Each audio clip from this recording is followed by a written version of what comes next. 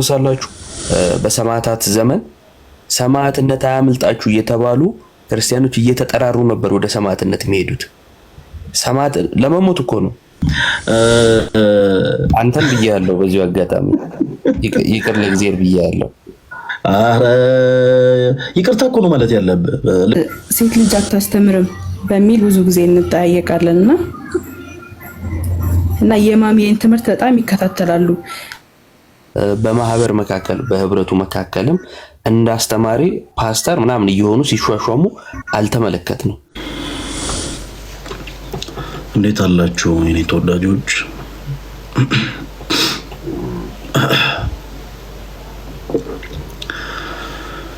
ሁላችሁም ሰላም ብያለሁ። እንኳን ለሰሙነ ሕማማት ሁላችሁም አደረሳችሁ። የሆሳዕናን በዓል ሁላችንም እንግዲህ ደስ በሚል መልኩ እንዳሳለፍን አምናለሁ። እጅግ በጣም የምንናፈቀው ጾም ስለሆነት በዚህ ዓመት በጣም ሮጧል እና ሳናስበው ሆሳዕናን አከበርን፣ ሳናስበው ሰሙነ ሕማማት ገባን። እንግዲህ አሁን በጉጉት የምንጠብቃቸው 3 ዕለታት ናቸው። አንደኛው ዕለተ ሐሙስ ነው፣ ጸሎተ ሐሙስ ማለት ነው። ጌታችን ኢየሱስ ክርስቶስ ማበሻ ጨርቅ ወስዶ የሐዋርያትን እግር ያጠበበት፣ ከዛ ካህናት አባቶችም ደግሞ ያው ዝቅ ብለው የኛ ነገር የሚያጥቡበት ዕለት ነው የሚሆነው እንግዲህ ጸሎተ ሐሙስ። ከዛ ደግሞ ዕለተ ዓርብ ነው። ጌታችን መድኃኒታችን ኢየሱስ ክርስቶስ ከምድር ከፍ ብሎ ከሰማይ ዝቅ ብሎ የተሰቀለበት ዕለት ማለት ነው። ዕለተ ዓርብ ሕማምን የተቀበለበት፣ ስለ ሰው ልጅ ኃጢአት፣ ስለ ሰው ልጅ በደል በመስቀል ተሰቅሎ ስጋውን የቆረሰበት፣ ደሙን ያፈሰሰበት። ከዛ በኋላ ያው እንግዲህ ትንሣኤ። እነዚህ 3 ዕለታት ናቸው የቀሩም ማለት ነው። ሳናስበው ጾሙ በጣም ነው የሮጠው። ኢዮባ ይላል ፈለገ ማጨብጠኝ። ይቅርታ፣ በእኛ ቤተክርስቲያን ስርዓት በዚህ ሳምንት አይቻልም። በእናንተ ይቻል ይሆን? አረ በእናንተ ይቻል ይሆን? ደስ ይላል።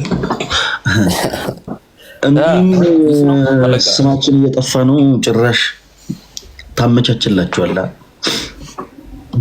ያው እንግዲህ እድል ባንሰጥም መጥፋቱ ካልቀረ ሰተን ይጥፋ ብዬ እኮ ነው። ኢዮባ እንኳን ደህና መጣ። እንትን ላይ የነበረውን ፕሮግራማችን የመቄዶንያ የነበረው ፕሮግራማችን ላይ የተወሰኑ አንተ እንደቀል የዛን ቀን ስንት እንደተሰበሰበው አውቃለሁ አይደለ? ማለት የዛን ዕለት ስንት ነበር እንዳጠቃላይ? አጠቃላይ እኛ ስንል 857 ነው 58 ሚሊዮን ነበረ። ከዛ በኋላ ያው 860 ሚሊዮን ሆነ ማለት ነው። ምን ማለት ነው? ያው እኛ ከገባን በኋላ 2 ሚሊዮን ከምናምን ወይ እስከ 3 ሚሊዮን ድረስ ተሰብስቧል፣ ገቢ ሆኗል ማለት ነው። ያ እና ይሄ በራሱ ትልቅ መሲ ተወዳጅታችን ሰላም ብያለሁ። እና በጣም ትልቅ ስኬት ነው። ግን እግረ መንገዳችንን ምንድነው ያው ሰሙነ ሕማማት ነው። ሰሙነ ሕማማትን ከመዳሰሳችን በፊት የዛን ዕለት ስናስተላልፍ የነበረው መልእክት ነበር ኢዮባ ካስታወስክ፣ ስለ መልካም ስራ ማለት ነው። እና ትንሽ ያቺ መልእክት እንድትስተጋባ ፈልጌ ነበር እኔ ላይ የከፈትኩት። ከዚህ ቀደም የሆኑ ሰዎች በሆነ ሰዓት እዛ ቦታ ላይ ተገኝተው እኛ የመጣ ነው ለመዳን አይደለም አለለልክ በትርፍ ሰዓት እንደሚደረግ ነገር አድርገው ነበር ኤክስፔሪንስ ያደርጉ የነበረው። በክርስቶስ ማመናችን ብቻ በቂ ነው ምናምን አይነት ነገሮችን እና ሰዎች በማመናቸው ብቻ የዘላለም ሕይወትን ያገኛሉ ወይ የሚለውን ሐሳብ ሲናንሳና ኢዮባ የዛን ዕለት እኛ ምን ልናደርግ ነው? ከዛ ጋር ተያይዞ ግን ኢንጂነራል ሰዎች በማመናቸው ብቻ የዘላለም ሕይወትን ያገኛሉ ወይ የሚለውን ሐሳብ ትንሽ ነካ እናድርግላችሁ። ጥሩ ሐሳብ ነው። ያው አስቀድሞ ከዚህ በፊት ተደውሎ ምንድን ማስታወቂያ ሁሉ ስሩልን ተብሎ ነበርና እንደ አጋጣሚ ሆኖ መሄድ አልቻልንም። እና ያ በራሱ ኪሳራ ነበር ለኛ። ለምን ከተባለ እዛ ጋር የሚሰራው በጣም የተቀደሰ ሐሳብ ላይ አለመሳተፍ፣ መልካም እድልን አለመጠቀም ኪሳራ ስለሆነ ማለት ነው። ከክርስትና አንፃር ታስታውሳላችሁ፣ በሰማዕታት ዘመን ሰማዕትነት አያምልጣችሁ እየተባሉ ክርስቲያኖች እየተጠራሩ ነበር ወደ ሰማዕትነት የሚሄዱት። ሰማዕት ለመሞት እኮ ነው። ለመሞት ማለት ስለ ጌታ ብለው ስሙን አትጥሩ ተብለው ሲገደሉ እኔም ከወንድም ከእህቶች አልለይም፣ ለጌታዬ እታመናለሁ፣ በሕይወቴ ዘመን እሱን እሰብካለሁ፣ ብትገድሉ ግደሉኝ እያሉ ወደ ሰማዕትነት ይሽቀዳደሙ ነበር። እየተጠራሩ ሰማዕትነት አያመልጥህ እየተባባሉ ነበር የሚሄዱት እና አለመሄዳችን ጥሩ አልነበረም። በአንድም በሌላ መንገድ ነበር ያልሄድ ነውና ከዛን ይሄኛው ጥሪ መጣ እና ጥሪው ሲመጣ በጥሪው መሰረት ሄድን ማለት ነው። ለምን ሄድን? እዛ ጋር የሚደረገው መልካም ነገር ነው ከምንገልጸው በላይ እኛ ምናልባት ምክንያት ሆነን አንድም ሰው ሁለትም ሰው ሶስትም ሰው የሚያቀን ከሰጠ እኛ ምክንያት ሆነን እዛ ጋር የሚረዱት ሰዎች፣ የሚታገዙት ሰዎች፣ የሀገር ባለውለታዎች፣ እናት አባቶች፣ ጧሪ የሌላቸው በጣም ችግር ውስጥ ያሉ ሰዎች ናቸውና እኛን እግዚአብሔር ምክንያት አድርጎ 5ም 10ም ከተረዳ ለመልካም ነው በሚል ሄደናል ማለት ነው። እና ይሄን የምለው ለምንድን ነው? ከዛ በኋላ በቀልድ መልክ ሲነሱ የነበሩ ብዙም ደስ ያላሉ ነገሮች ስለነበሩ ማለት ነው። እና አንዳንድ ምን ቀልድባቸውን ነገሮች የማናቅ ሰዎች ጥንቃቄ ልናደርግ ይገባል። ምን ቀልድባቸው ነገሮች አሉ፣ ማይቀለድባቸው ነገሮች አሉ። በዚህ ነገር መቀለድ ሰው ምንድነው ተነሳሽነት ኖሮት እንዳይሰጥ ሁሉ ማለት ነው እንደ ቀልድ እንዲያስብ ሁሉ ያደርጋል። ምን ቀልድበትን ብናውቅ ጥሩ ነው።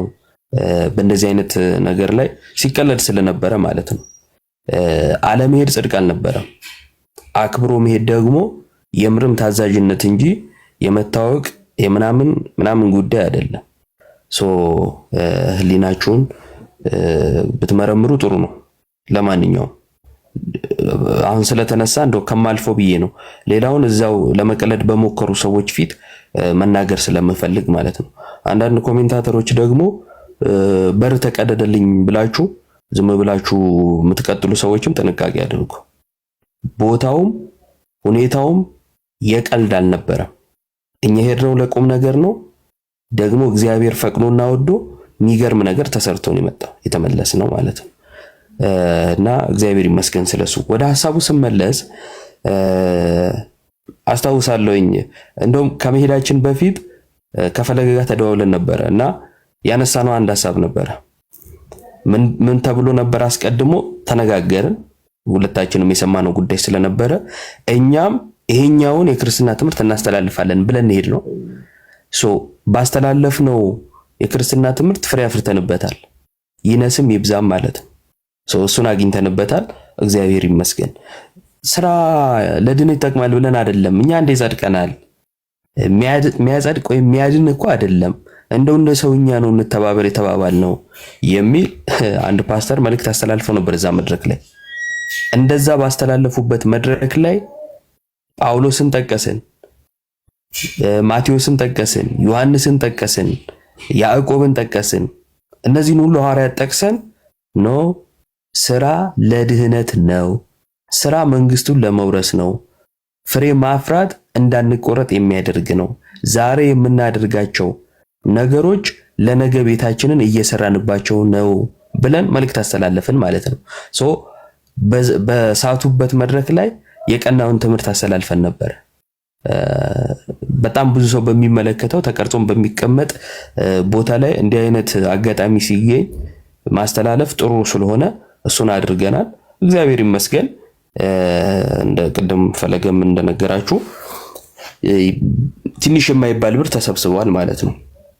የማቴዎስ ወንጌል ምዕራፍ 25 ላይ ጌታ ኢየሱስ ክርስቶስ ህዝቦችን አህዛብን ይላቸዋል። አህዛብ ማለት በዛ አውድ ሲፈታ አህዛብ የማያምንም ተብሎ ሊተረጎም ይችላል እንደ አውዱ። በዛ አውድ ግን ህዝቦች ማለት ነው። አህዛብ የሚለው ግዕዝ ነው ቃሉ። ህዝብ እንደማለት ነው። ህዝቦች ሲያበዛው ማለት ነው አህዛብ የሚለው። እነሱን በፊቱ ይሰበስባቸዋል ይላል። በጎችን ከፍየሎች ይለያያቸዋል። ከዛን የሚጠይቃቸው ጥያቄ አለ፣ ውጤት አለ። ውጤቱን ለማግኘት የተጠየቁትን ነገር ማሟላት ነበረባቸው። ያሟሉ ሲከፈላቸው፣ ያላሟሉ ደግሞ ሲቀጡበት እንመለከታለን። እንዴት ከተባለ በቀኙ ያሉትን እንዲህ ይላቸዋል፣ እናንተ አባቴ ብሩካን ዓለም ከተፈጠረ ጀምሮ የተዘጋጀውን መንግስት ውረሱ። ለምን ውረሱ ብሏቸዋል፣ ግን ለምን? ቀጥሎ ያብራራዋል። ምን ይለዋል? ተርቤ አብልታችሁኛልና፣ ተጠምቼ አጠጥታችሁኛል፣ ታርዤ አልብሳችሁኛል፣ እንግዳ ሆኜ ተቀበላችሁኛልና ይላቸዋል። የአባቱን መንግስት ለመውረስ ምን ምክንያት ሆነ? የተራበ ማብላት፣ የተጠማ ማጠጣት፣ የታረዘ ማልበስ። እዚህ ጋር አንድ ልንይዘው የሚገባ ቁም ነገር አለ። ምንድነው እሱ? ኢየሱስ እኔ እያለ ነበር የተናገረው አይደል? አበላችሁኝ፣ አጠጣችሁኝ እያለ ነበር። እሱን በአካል አግኝቶ የማብላት ጉዳይ ነው አይደለም። ከታናናሾች ለአንዱ ማድረግ ለእርሱ እንደማድረግ ስለሆነ ማለት ነው። የተቸገረ ስታይ ለጌታ ያደረኩለት ብለህ ማድረግ አለብህ ማለት ነው። እዛ ያስተላለፍነው መልእክት ያ ነው። መቅዶንያ ያሉ እናት አባት እህት ወንድሞችን ማገዝ ለጌታ እንደማድረግ ነው። ለጌታ እንደማድረግ ነው። እነኛ ሰዎች እኛ ባናደርግላቸው ማለት ነው። ይሄን ነገር የምንወቅ በዚሁ አጋጣሚ እኛ ባናበላቸውም የሚያበላቸው ይጠፋል ማለት አይደለም። ይሄን ማወቅ አለብን። እግዚአብሔር ያዘጋጀው ሌላ መንገድ ስላለ ለኛ መጽደቂያችን ናቸው። ለኛ በረከት ማግኛችን አድርጎ እግዚአብሔር ሰጠን እንጂ ብቸኛ የምግብ ምንጫቸው እኛ ነን ማለት አይደለም። እኛ ስላላደረግን በቃ ያልቅላቸዋል ማለት አይደለም። እግዚአብሔር በየመንገዱ ያዘጋጃል ሁሉን ማለት ነውና ለኛ የሆነን ነገር መጠቀም ስላለብንና በዛ መንገድ በቀኙ ያሉትን የተዘጋጀውን መንግስት እንዲወርሱ ይነግራቸዋል። በግራ ያሉትን ደግሞ እናንተ ርጉማን ይላቸዋል። ስላላመኑ አይደለም፣ ካላመኑ ሲጀመርም ተፈርዶባቸዋል። ሁለተኛ ፍርድ አያስፈልግም። ምክንያቱም ዮሐንስ ወንጌል ምዕራፍ 1 ቁጥር 18 ላይ በአንዱ በእግዚአብሔር ልጅ ያላመነ አሁን ተፈርዶበታል ነው የሚለው። አለማመን ፍርድ ውስጥ ይከታል ከጅምሩ ማለት ነው። እነሱን ግን ለፍርድ ያቆማቸው ምንድነው? አምነው ፍሬ ስላላፈሩ ነው። በግራ ያሉት ከግብራቸው የተነሳ ምን ብሏቸዋል? ፍየል ብሏቸዋል። ከግብራቸው የተነሳ ተርቤ አላበላችሁኝም፣ ተጠምቼ አላጠጣችሁኝም፣ ታርዤ አላለበሳችሁኝም፣ ለሰይጣንና ለመልእክተኞቹ ወደ ተዘጋጀው እሳት ውረዱ ይላቸዋል። እሳቱ የተዘጋጀው ለሰይጣን ነው። ሰዎች ግን በግብራቸው ሰይጣንን ሲመስሉት ይገቡበታል። ምክንያቱም ተመሳስለዋልና ማለት ነው። እነሱ ያላደረጉት ነገር ምን ነበረ? ፍሬ ማፍራት አላደረጉም፣ ገቡ። ማፍራት ወደ አባቱ መንግስት ለመግባት ይጠቅማል። ያ ለድህነት ነው። ይህንን አሳይተናል። ሌሎች ጥቅሶች በስፋት ወንድሞች ያብራሯቸው ጥቅሶች ነበሩ። ያዕቆብ እምነት ከስራ ከተለየ የሞተ መሆኑን አሳይተናል። በማመን ድነናል፣ እምነት ነው ያዳነን፣ በቃ አለቀ፣ ስራ አያስፈልግም ያሉ ሰዎች እምነታቸውን ከስራ ሲለዩት የሞተ መሆኑን አሳይተን ነበርና እሱም ሌላኛው መልካም ውጤት ነው ብዬ ነው የማስበው። የቀሩ ሐሳቦችን ፈለግ ያነሳቸውና እንቀጥላለን በኋላ ደግሞ። እሺ ዮባ ቃለ ሕይወት ያሰማልን። ተወዳጆች ያው በዛን ዕለት ልናስተላልፍ የፈለግናቸው መልእክቶች እነዚህ ናቸው። በዚህ አጋጣሚ አንድ ቪዲዮ ለቅቄ ነው የመጣሁት እና ያንን ቪዲዮ ለሌሎች ፕሮቴስታንት ወንድሞቻችን እንዲዳረስ ሁላችሁም ገብታችሁ ቪዲዮን ሪፖስት ሼር አድርጉት። ሁላችሁም በደንብ አሁን የተለቀቀ ቪዲዮ ስለሆነ ማለት ነው። የሁላችሁም ኦርቶዶክሳውያን ግዴታ ነው። እየገባችሁ በደንብ ሪፖስት እና ሼር አድርጉት። ከዚህ ቀደም ዮባ ልክ ሲል እንደነበረው እዛ ቦታ ላይ አንድ የፕሮቴስታንት ፓስተር በዛ ቦታ ላይ ተገኝተው ሰዎች ልክ በማመናቸው ብቻ የዘላለምን ሕይወት እንደሚያገኙ መልካም ስራ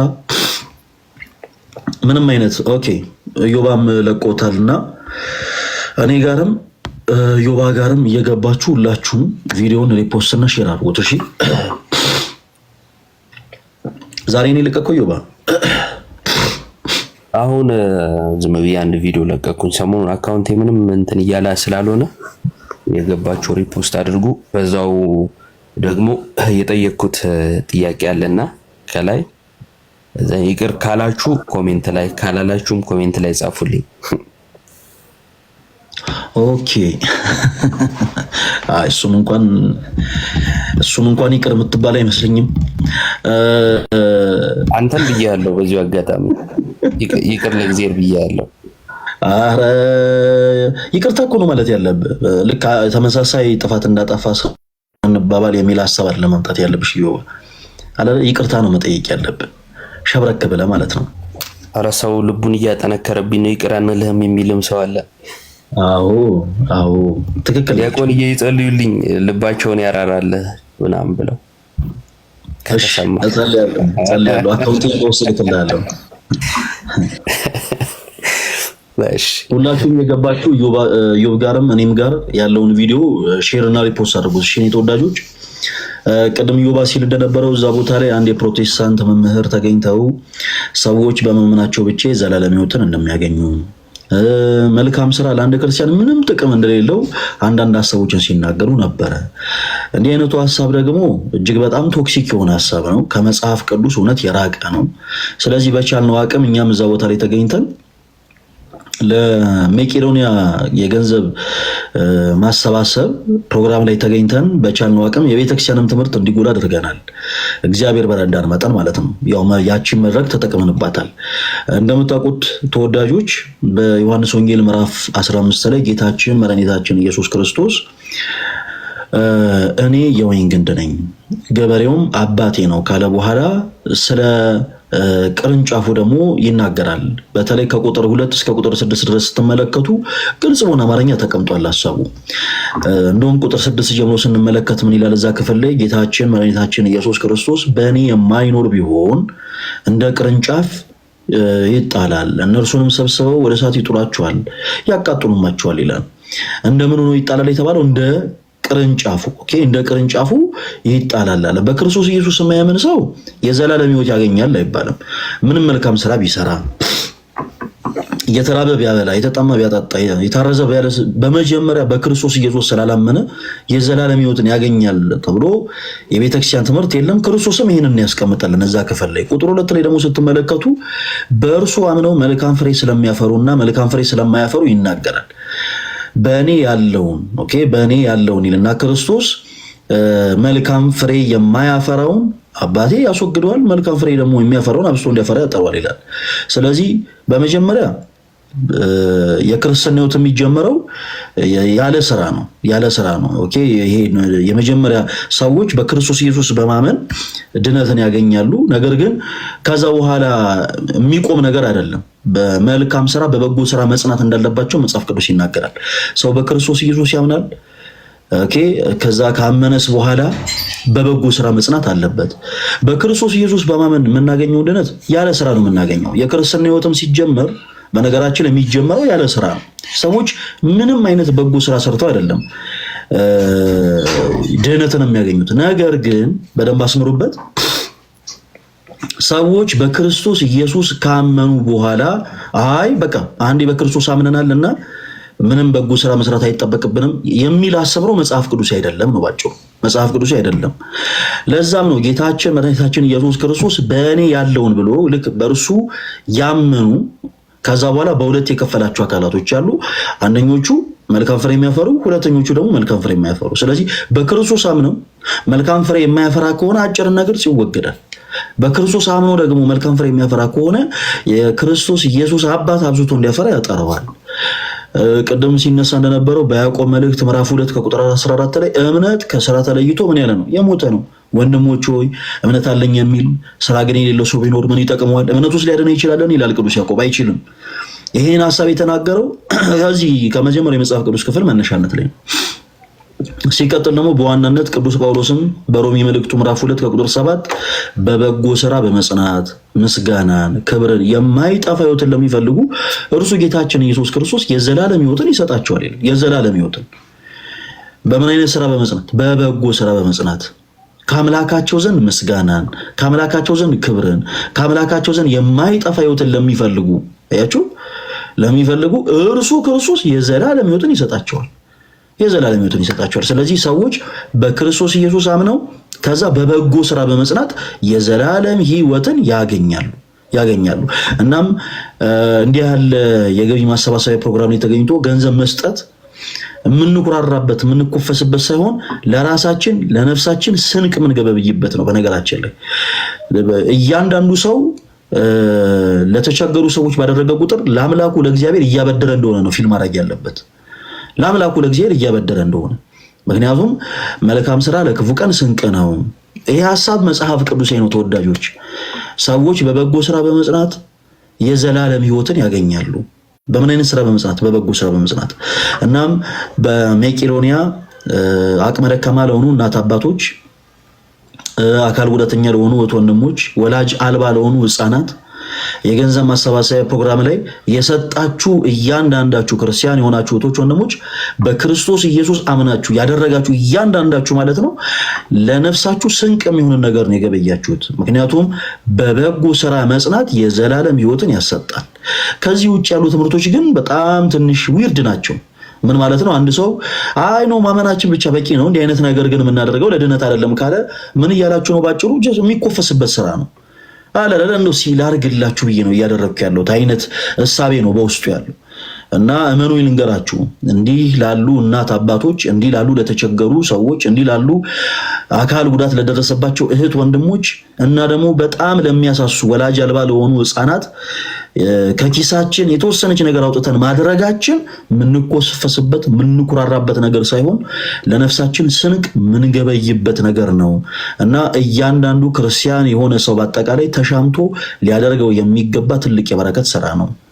ይህን መልእክት ነበር ልናስተላልፍ የፈለግነው። እናም በዚህ አጋጣሚ እኔም ኢዮባ ቪዲዮ ለቀናል አሁን ስንገባ ማለት ነው። እና እየገባችሁ እነዛን ቪዲዮዎች ሁላችሁም በደንብ ሪፖስት እና ሼር አድርጉ። ሁላችሁም እዚህ ውስጥ ያላችሁ ክርስቲያኖች በአጠቃላይ በደንብ ሪፖስት እና ሼር አድርጉ ፕሊዝ ሁላችሁም። ኢዮባ የምትጨምረው ሀሳብ ካለ ለአንተ እድል ልስጥ። ያ አንድ ኮሜንት ላይ ስራ አያጸድቅም የሚል ጽሑፍ እያየው ነበርና ያዕቆብ ምዕራፍ 2 ቁጥር 24 ላይ ቃል በቃል ሰው በእምነት ብቻ ሳይሆን በስራ እንዲጸድቅ ታያላችሁ ይላል። እና አንቀበልም እያላችሁ ያላችሁት መጽሐፍ ቅዱስን እንደሆነ በዚሁ አጋጣሚ ብታውቁ ጥሩ ነው ብዬ አስባለሁ።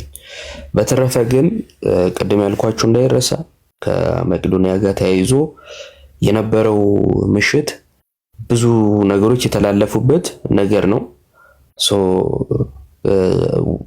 ያደረጋችሁ በዚሁ አጋጣሚ ያደረጋችሁ የረዳችሁ እግዚአብሔር ይስጣችሁ፣ እግዚአብሔር ለመልካም ያደርግላችሁ። እዛ ጋር የተደረገው ነገር ትምህርት አለ። ከዛ ደግሞ ትምህርቱ የሚወልደው ፍሬ አለ አይደለ? ማለት ትምህርቱን ማውራታችን ፍሬ እንድናፈራበት ነው። ልናየው የምንፈልግ ውጤት አለ እና ውጤቱንም አግኝተንበታል ማለት ነው። እዛው ያነሳነው ነገር ላይ የሄድንበትን ዓላማ ግን መቼም ቢሆን እንዳትረሱት። ከዛ በኋላ እንትን ያለው ነገር በጣም ስለረበሸኝ ነው ደጋግሜ ማንሳት የፈለኩት፣ ትክክልም ስላልሆነ የሄድንበትን እኛ ዓላማችን ቅድም እንዳልናችሁ ነው።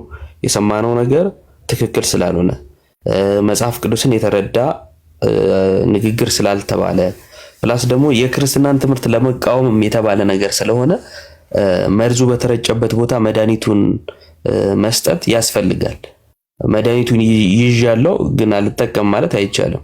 እና መድኃኒቱን መርዙ በተረጨበት ቦታ ላይ ማድረግ ጥሩ ውጤት ያስገኛል ብለን ስላሰብን በሰዓቱ እሱን አድርገናል። ሌላ ምንም አይነት እንትን የለውም፣ ፍላጎት የለውም። ፍላጎታችን ቤተክርስቲያናችንን ማሳየት ነው። እግዚአብሔር ይመስገን አሳይተናል። ወንድሞችም እህቶችም ደግሞ ተባብረው መልካም ነገር አድርገውበታል። ያ ጥሩ ነገር ነውና እንደዛ ነው። ምናልባት በመልካም ስራ ላይ ጥያቄ ያላችሁ ካላችሁ ግን መግባት ትችላላችሁ። ለምሳሌ አሁን ቅድም ስጽፍ የነበር እህታችን ጥቅስ ነገር ይሻለው ነው ጥቅሱ እንደዛ አይልም የምትይኝም ከሆነ ግን ልታሳይን ትችላለሽ ከተሽ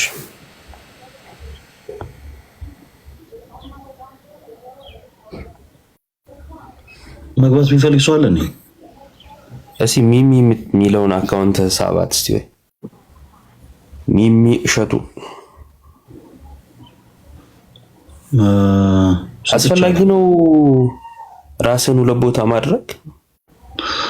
አረ ቆይ ካሜራው አልጠፋ ብሎኝ እኮ ነው እንደዚህ አድርገው ስማ አዙሯ ካሜራው ማስገባት ትችላለህ? አልችልም። ኧረ ትችላለህ። ኧረ አልችልም። ኦኬ እችላለሁ።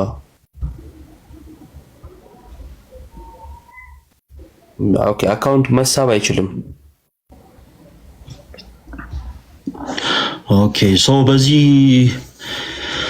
ትምህርት ዙሪያ ምናልባት ገብታችሁ የተወሰኑ ነጥቦችን ማውራት የምትፈልጉ ፕሮቴስታንቶች ካላችሁ እድል እንስጣችሁ።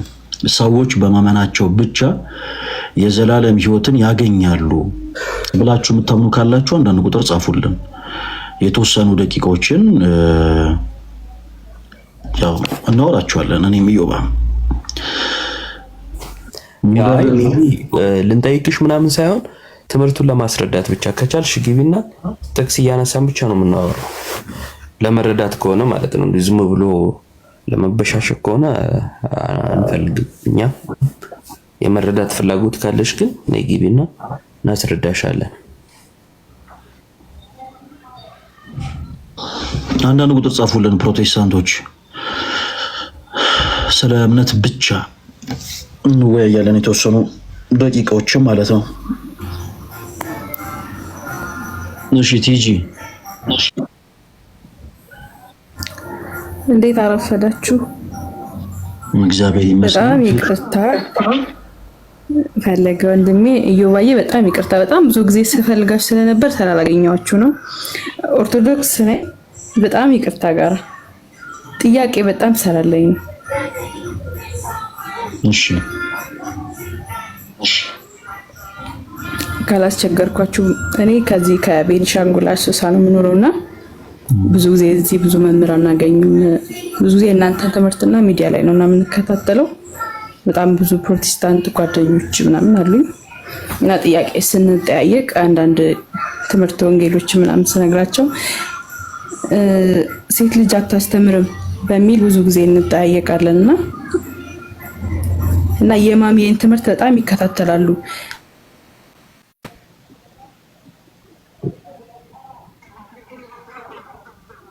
በስች ያለችው ስለዚህ እሷ እያስተማረች ስለሆነ እንዴት እንደዚህ ትናገራለሽ ምናምን ስለሚሉኝ ብዙ ጊዜ ጥያቄ ስለሚሆንብኝ ነው። በጣም ይቅርታ። ከእናንተ ይሄንን ነገር በሰማው ደስ ስለሚለኝ ነው። የምጠይቀው ሰው ስላላገኘው ነው እዚህ። እሺ ምንድን ነበር ጥያቄዎች? ትይጂ ኢዮባዬ ጥያቄ እየለባበስኩ ስለሆነ እሺ ሴት አታስተምርም ማማዬ ደግሞ ታስተምራለች እና እሷ እያስተማረች እንዴት ሴት አታስተምርም ትያለሽ አሉሽ? አዎ እንደዛ ነው የሚሉኝ። በምን አይነት መንገድ ነው እያስተማረች ያለችው?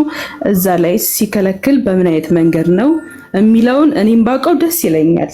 ያው እሷ እያስተማረች ነው። ብዙ ጊዜ ደግሞ እዚህም ቲክቶክ ፕላትፎርም ላይ ሴቶች ብዙ ጊዜ በወንጌልን እየጠቀሱ የሚናገሩት ምዕራፍ ምናምን አለና ያን ነገር በምን በኩል እንዴት አድርገን ልቀበለው? እንዴት እንቀበለው? እሺ በመጀመሪያ ጳውሎስ ሴት ልጅ አታስተምር ያለው በማህበር ነው፣ ማለትም በቤተክርስቲያን ማለት ነው። በማህበር መካከል ሴት ልጅ ዝም ትበል እና አታስተምር ብሎ አዟል። ይሄ ማለት ሴት ልጅ መጽሐፍ ቅዱስ አንስታ አትወያይም፣ መጽሐፍ ቅዱስ አንስታ አትመሰክርም ማለት አይደለም። በደንብ ትመሰክራለች፣ በደንብ ትወያያለች። ጉዳዩ የት ነው ሲባል በአውደ ምህረት በቤተክርስቲያን በክርስቲያኖች መካከል ፈለገ ፊት ለፊት ላይ ነው ካሜራ ይታያል። ችግር የለውም እሺ። እና በዛ መካከል በቤተክርስቲያን አውደ ምህረት ምናምን አታስተምርም። ምክንያቱም በማህበር መካከል ብሎ ሲል በቤተክርስቲያን ውስጥ በሚደረጉ ጉባኤቶች እና አገልግሎቶች መካከል ሴት ልጅ ማስተማር አትችልም እያለ ስለሆነ ማለት ነው። እሱን እኛም እንቀበላለን። ሴት ልጅ በአውደ ምህረት ሰባኪ ሆና የቤተክርስቲያን መሪ ሆና አትታይም። እሱን ጳውሎስ እያለ ያለው ቲክቶክ ላይ ያለው ታዲያ ምንድነው ሲባል ምስክርነት ነው፣ ውይይት ነው፣ ዕቅበተ እምነት ነው። ማማዬም ሌሎች እህቶችም እያደረጉ ያሉት ምንድነው የቤተክርስቲያናቸውን እምነት በማያምኑ ፊት ዕቅበተ እምነት ወይም እምነትን መጠበቅ። እኛ እኮ ምናምን ይሄንን ነው ብሎ መመስከር ነውና ምስክርነት ነው። ምስክርነት አልተከለከለም። በፕሮቴስታንቱ ዘንድ ግን የቤተክርስቲያን መሪ ባለ ቸርች ይሆናሉ። አንድም ቦታ አንድንም ሴት ሐዋርያቱ እንዲሁኝ ብለው ሲያዙ አልተመለከትንም።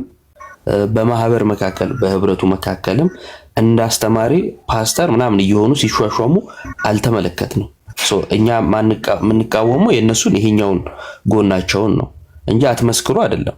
አንድ ሴት ለምሳሌ የኛ እምነት እኮ እንዲህ ነው ብትል አረዝም በይ አንላት። እምነቷን መመስከር ትችላለች። ነገር ግን ምን መሆን አትችልም? የቤተክርስቲያን መሪ ሰባኪ ምናምን መሆን አትችልም። መጽሐፍ ቅዱስ ስላላስተማረን ማለት ነው። እና የኛ ልጆች የሚያደርጉት ምስክርነት ነው፣ ይፈቀዳል፣ በደንብ ይቻላል። አንድም ቦታ አትመስክሩ ተብለው አልተከለከሉም እና ማለት ነው። አመሰግናለሁ። ያንን ነው ማወቅ የፈለኩት። ምክንያቱም እኔም ሳልማላቀው ያንን ቃል ጥቅሱን አነባለሁ ሁሉንም፣ ግን ትርጓሜውን በደንብ ያው ከማቀው ሰው ብረዳ ይሻለኛል በሚል ብዙም አልናገርም ከነሱ ጋራ። ግን እነሱስ ምንድነው የሚያደርጉት? ያው ምስክርነት ነው፣ ወንጌል ትምህርት ነው ኦር ምንድነው የሚለው ነገር ስላልገባኝ ነው። በዛ ነው ያ በእነሱ እናገራለሁ ከነሱ ጋር አወራለሁ እና ጥቅስ ምናምን በሚጠቅሱም በምንም በቻልኩት አቅም እነሱን ለማስተማርም ለማገዝም እሞክራለሁ። በምን አይነት መንገድ? ያው እንደሚታወቀው ያው ኦርቶዶክስ በተለምዶ ይሄ በእኛ አካባቢ አሁን ባለው እንደ ውርስ ተደርጎ ነው የሚታየውና ያንን ነገር በቃ በምናወራ ሰዓት እናንተ ጋር እዚህ ተምሬ ምናምን በመማረው በምችለው አቅም እነሱን ለመርዳት በመሞክር ሰዓት እንደዚህ አይነት ነገሮች ሲመጣ ደግሞ ይሄን ጥያቄ ሲጠይቁኝ እንዴት እናንተ ጋር ይሄ ምናምን የሚባል ሰዓት ያለ ብሽሽቅ ስናወራ መልስ ሳጣ ሲከብደኝ በጣም ብዙ ጊዜ ይሄ ነገር ጥያቄ የምጠይቀውን ሰው ፈልግ ነበርና ለዛ ነው የገባሁት። እንትን ካልኩኝ ይቅርታ። በጣም አመሰግናለሁ ለመልሳችሁ። ምንም ችግር የለውም። ጥሩ ነው እያደረግሽ ያለሽው። እግዚአብሔር ይስጥልን፣ በርቺ። በደንብ የክርስትና ትምህርት እንግዲህ ክርስትናን እንደ ውርስ ይዘን የምንቀመጥበት ጊዜ አይደለም። አሁን ለሌሎችም መድረስ አለብን፣ ማስተማር አለብን። እንደዛ ለማድረግ ደግሞ ማንበብ፣ ማወቅ፣ መጠየቅ አለብን አባቶቻችንና በተቻለ መጠን እሱን ማድረግ ከሁላችን ልክ እንደ እህታችን በዙሪያችን ያሉ ሰዎች ስለ ቤተክርስቲያን እንዲያውቁ እንዲማሩ መገፋፋት አለብን። የምናውቀውን መናገር አለብን፣ መመስከር አለብን፣ ማስተማር አለብንና ይሄንን ነገር ሁላችን ልንከተለው ይገባል። በዙሪያችን ያሉ የማያምኑ ስንት ሰዎች አሉ። እስከዛሬስ ምን ያህል ጊዜ ስለ እምነታችን ነግረናቸዋል? ይሄ ለሁላችን የሚቀርብ ጥያቄ ነውና በተቻለ መጠን ይሄን ማድረግ ያስፈልጋል። ይሄን ለማድረግ ግን አስቀድሞ ማወቅ መጠየቅ ያስፈልጋልና በተለይ ንጽጽር ከሆነ የንጽጽር እንትኖችን መንገዶችን ትንሽ መረዳት ያስፈልጋል። አንዳንድ ጊዜ እውነታ ኖሮን እንኳን አገላለጻችን እውነታችንን እንዳያሳይ ሊያደርግ ይችላል። ስለዚህ በተቻለ መጠን እውነታችንን ለመግለጽ የምናደርጋቸው ነገሮች በደንብ የተጠናባቸው ቢሆኑ ደግሞ የተሻለ ውጤት ያስገኛሉና እሱን ብናደርግ ጥሩ ነው። ትይታችን እግዚአብሔር ያክብርልን። ግናለው ያው ብዙ ካለ ይግባ። ያው ጥያቄ ሲኖረን እንደዚህ ብትቀበሉን ደስ ይለናል። ምክንያቱም እኔ አሁን ባለውበት ቦታ አካባቢ በጣም በዙሪያ ያሉት ወንጌል አያውቁም። እኔም በገባኝ ልክ እግዚአብሔር ይመስገን 5 ዓመት ተወለድኩኝ እንደ አዲስ ብዬ ነው የማስበው። ወንጌልን ካወቅኩ ካነበብኩ ቤተክርስቲያንን ካወቅኩ ከዛ በፊት ያለችውን ነገር ብዙም አላውቅም።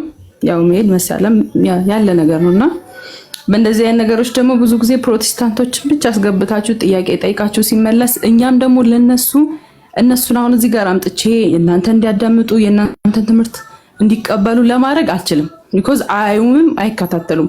ከኔ ነው በቃ ከኔ የሆነች ነገር ነው የሚፈልጉትና ብዙ ጊዜ የሆነ ኦርቶዶክስም ስታገኙ ጥያቄ ካላቸው ብትቀበሉና ከናንተም ወስደው ለነዛ እንዲያስተምሩ ብታረጉልን እንደ ጥያቄ ያህል በቃ እቺን ብታረጉ ደስ ይለኛል። አመሰግናለሁ። መልካም ቀን። እሺ፣ እናመሰግናለን። እኛም እግዚአብሔር ያክብርልን።